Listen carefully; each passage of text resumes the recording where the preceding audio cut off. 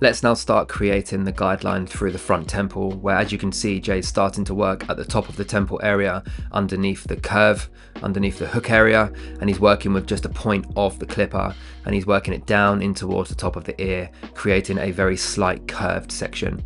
This is going to allow him to create density and weight through the top of the perimeter, but lose all of the weight and density working through the bottom half of the shape up area. And again, it's going to cut off at the top of the ear and then not connecting behind the ear area to the back of the neck. So we can see that there's complete disconnection from the front in towards the nape area as we work with the guideline. You can see that Jay is using the detailer to create the guideline, which is going to take the length down to the shortest possible length that you can get with a clipper. After he's happy with that, he's then going to use the foil shaver to take away the hair follicle away from the skin and make it a complete skin fade where it's nice and smooth on the surface.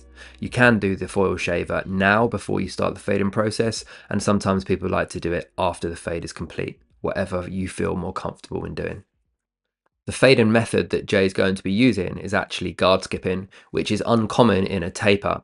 The reason why Jay is using a guard skipping technique is because he's creating a very high and tight blend working through the front, which is a more aggressive approach to work. Once Jay's finished with the technique and he's refined the blend in its entirety, he's now going to move on to working through the perimeter of the haircut to really strengthen the corner areas of the fade. This is to create a sharper outline and create more of an overall stronger look through the perimeter. Let's now start working through the nape area where we're going to be creating our guideline. Jay's working with a slightly larger clipper through the back of the head, as it's going to cover more surface area and take the hair away quicker and more efficiently, rather than the small detailer is for more of the precise, smaller, intricate areas when creating guidelines. Jay's going to be following the same steps as he created the fade on the temple areas, as this works really beautifully in this hair type. So if something works, then don't try and fix it, because if it works through the front, then it will work through the back as well on this hair type. So he's going to be working with that guard skipping technique, going slightly higher in the center of the head, following that shape of the guideline that he's created with the first 0 clipper, working with the 0.5 1 finger depth above, and then taking away the line in between. We can see that he's only working on one side of the head through the back. This is a very good thing to do when working on quite a wide surface area. If you were to work this taper from left to right through the whole surface area, you may struggle to keep everything clean and consistent. The boxing in at the shape at the front is a really pivotal point of the haircut, as it is the focal point of the look because of the sharpness of the front hairline, the strength that it gives you through the shape up, and then the short fade through the sides that comes into it. So the shortness of the blend and the cleanliness of that going into the strength of the shape up and line up really is what makes this whole haircut pop. So it's really important that we get the shape right, whether you're following the natural hairline and going slightly rounded in at the corners, or whether you're trying to create a really strong boxy shape, very square through the front. That's something that you and the client should be talking about and knowing exactly what you're trying to create.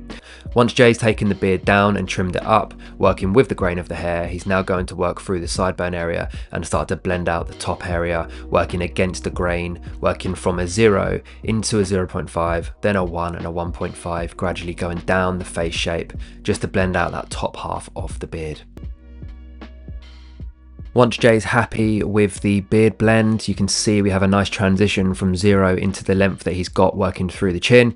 He's then going to just work through the perimeter of the beard and create more of a sharper effect and feel. Now, not every client may want this. They could go for more of a natural feel where it's blended out at the edges. But again, this is something that's personal to the client. There is no right or wrong. This client generally likes to create more of a sharper outline through the perimeter of his haircut and beard to create that really strong effect. Jay's now starting to work with the razor blade through the top of the cheek as well, where he's working with pulling the skin away from the line with his other hand very gently, and then pushing the blade towards the line itself. Jay's going to be just enhancing that front shape up and making sure that it's as clean and as crisp as possible. This is a nice thing to do, just re-go over any of the lines and the perimeter to make sure that everything is looking completely perfect to finish up the final look. As we can see, we have this really nice, clean, symmetrical and balanced, short burst taper on this short afro, thick curly hair for a very clean and disciplined look for your client. Thanks for watching this haircut tutorial, guys. We hope that you enjoyed it, and we'll see you on the next one.